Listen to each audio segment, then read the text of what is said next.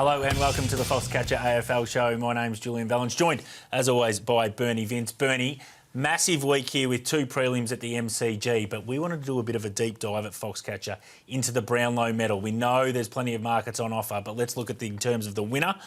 And here we see Nick Dacos, top of the pops. Yeah, 38 votes last year. Can't believe how he didn't win it on 38 votes. So we know the umpires love him. Again, kicks goals as well, 17 goals for the season. And he just looks nice. He looks like he looks after the umpires. And I think he'll vote very well. And you see there, Bailey Smith as well. He's second in voting. Missed a few games, but he had 30 plus on 13 occasions, 40 a couple of times as well. Just not as many goals as some of the other mids. He's the lowest goal kicker in the top five. And you get down to Dawson. So Dawson, I don't reckon many people are going to take votes. Maybe Rankin, but the other best player in that team's been Riley Thilthorpe. We know the umpires don't give votes to forwards, so he could surprise us on Brownlow night too. It's really interesting, but that is the market at PointsBet. Let's look at previous winners. We know that the market, the evolution of this medal has become a midfielder's medal, but also you probably need to poll as well in previous years. So you look at that market that we just saw with Dacos' favourite, and you can understand favourite. Look at these years and you can see, well, there's a bit of a pattern here, isn't there? Yeah, certainly is. I reckon you've got to go back to, was it 2011, Dane Swan, where Judd won it. And he was meant to win. He was hot favourite the year before. Then the umpires thought, well, we're going to make up for this. It's happened to Dangerfield, I think, and Dustin Martin. So that is one to watch, and I think that's why you see the prices so short for Nick Dacos this year. That's previous winners. Let's look at the numbers that matters for this year, and I think this is really important as we look at this. In terms of disposals, we know it's a midfielder's medal. OK, so let's look at the disposals. Who's getting the footy? You can see here, Anderson, Dacos, they control that. So that's a positive there. Then let's flick over to a couple of other things that matter as well. Contested possessions. I think this is a really interesting one, Bernie, because this is the one that they're winning the hard ball, and sometimes they're at the bottom of the pack too, giving the ball back to the umpire. Yeah, right next to the umpire, a lot of those contested possessions. I reckon you've got to throw goals in as well. So you got Dacos and Dawson who've kicked 18 and 17, and then the rest of the top five are all under 10. So we know umpires love possessions, contested possessions and goals. So look at that mix. Yeah, score involvements, as you touch on in terms of goals, but score involvements as well. And Ed Richards at the top of the pile there with Dacos, Rao there as well. So you can just see, as we've said, they're the numbers for this year.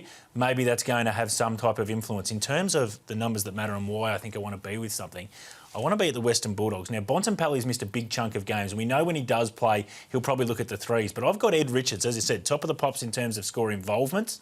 I've got about 17 games where he's had 24 or more possessions. He's had an outstanding season. We'll know early, but I want to take that $4 about him with the Dogs because I think that's a bit of value for Ed Richards as we go.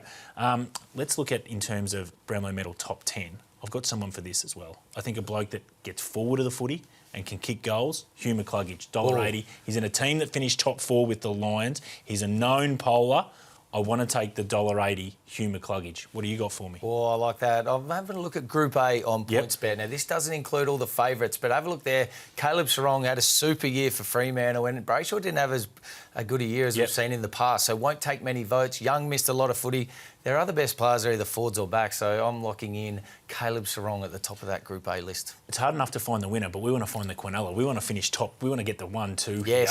I think Dacos, I think he catches up. They catch up for him this year, but I think Noah Anderson's had an outstanding year as well. I want to go the quinella, Dacos and Anderson. Are you with me? I'm actually with you. Surprise, surprise. First time for the year, prelim week, but I'm with you.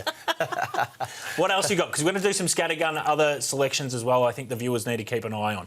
You lead us off because I think you've got one without a Dacos market. Yeah, take Nick Dacos out of the market and the Collingwood top vote getter after that. I like his brother Josh, $2. I reckon that's great value. Side bottom will poll a bit, but Josh will be second, I think. To poll a vote, interesting, plenty of markets at PointsBet. Ben Long, I think he just has to poll a vote. 8 games he's kicked 3+ or more. 3 games he's kicked 4+ or more. Harry Mackay versus Ben King. There's a market on that. We can get $2.30 for Ben King. He's had 7 games, 4+ more. Mackay will get 3 in the last game, but I think King gets him. I like Bailey Smith too to get 10 or more votes than any other Geelong player. I like that one. OK, very good. Who wins it? Dacos for me. It's going to be a tie. If you're having a bet, please make sure it's a sharp one. We have. We'll see you soon.